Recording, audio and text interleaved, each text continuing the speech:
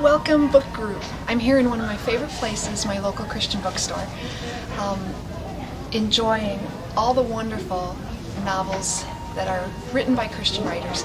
I'm delighted that you've chosen to read The Restorer. It's the book of my heart. It's a story that was loosely inspired by the Old Testament story of Deborah from the book of Judges. But I placed it with a modern American woman who is pulled through a portal into another world. Even though this is a very fantastical story within the fantasy genre, it's really a story that's a metaphor for the lives of all of the women that I know. We often find ourselves pulled into a universe we don't expect. It might be when a parent has Alzheimer's, or a child has a learning disability, or our best friend finds out she has cancer. Suddenly, we're yanked into a situation we aren't prepared for. We have to find allies. We have to fill a role we don't feel prepared to fill, and become heroes for the people in our lives that we love. So although there's sword fights and corrupt councils and political powers and all kinds of strange and unusual things in this other world, I think a lot of Susan Mitchell's story in The Restorer will feel familiar to you as you read it and discuss it. I hope you enjoy the book. Please visit me at my website, SharonHinck.com. You can email me through the website or visit my blog to chat. And thank you again for your interest in my books.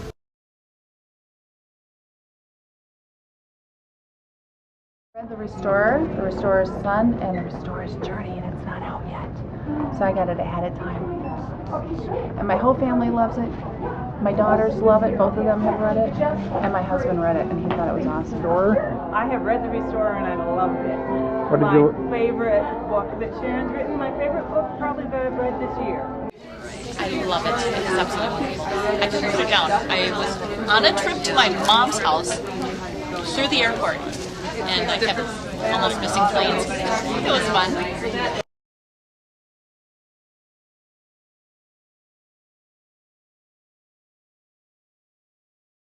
Who said, "I'm sitting here in our assembly for homecoming, which I could care less about, and I'm reading The Restorer's Son," and I'm thinking, oh great, I'm going to be getting kids in trouble at school. And he said, "I so identify with this character and how he doesn't know where he fits, and he doesn't believe he has value, and I so identify." And that just blessed my heart. My target audience, I really aim all of my books at my peer group. I really wrote for the gals in my mom's Bible study, something that would be entertaining to them and they could relate to. So I really didn't expect that I would have men that love the books and teens and children who love the books, and that has been a really exciting thing for me. And I guess it makes sense because my characters grapple with that whole issue of, do I make a difference? Where do I fit? Am I of worth to God on this planet? And I think that's something that kids start to grapple with in junior high and high school, and so I guess it makes sense that they enjoy it. And of course kids love sword fights and battles and epic things. Yes. He asked where my inspiration comes from. It comes from those dark recesses of that very scary brain that just never turns off. And in fact, driving over here, I turned to Ted and said, "I need a good disease for someone to die of." He didn't even bat an eye. He just was, okay, a little more here, and I gave him some more details, and we started to brainstorm. I honestly don't know. I think people, I think everybody has creative gifts, and they express it in different ways.